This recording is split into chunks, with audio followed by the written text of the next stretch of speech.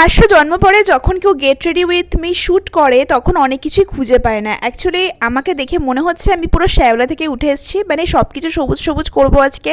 হ্যাঁ, ছোটোবেলার মতো সব কিছু ম্যাচিং ম্যাচিং করবো। যাই হোক, নতুন কেনা আইশ্যাডো প্যালেটটা আজকে ফার্স্ট টাইম ইউজ করছি।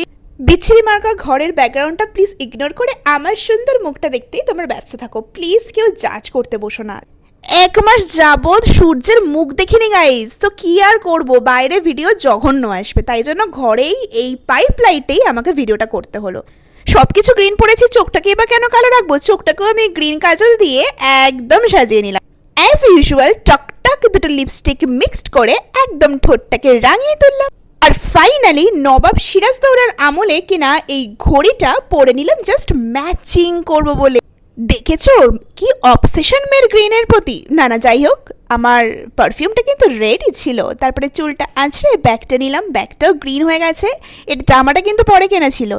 চুলটা বাঁধবো না ছাড়বো এই করে অলমোস্ট 5 মিনিট কনফিউশনে কাটিয়ে ফাইনালি সবুজ রঙের একটা ক্লিপ পরে বেরিয়ে গেলাম। টাটা।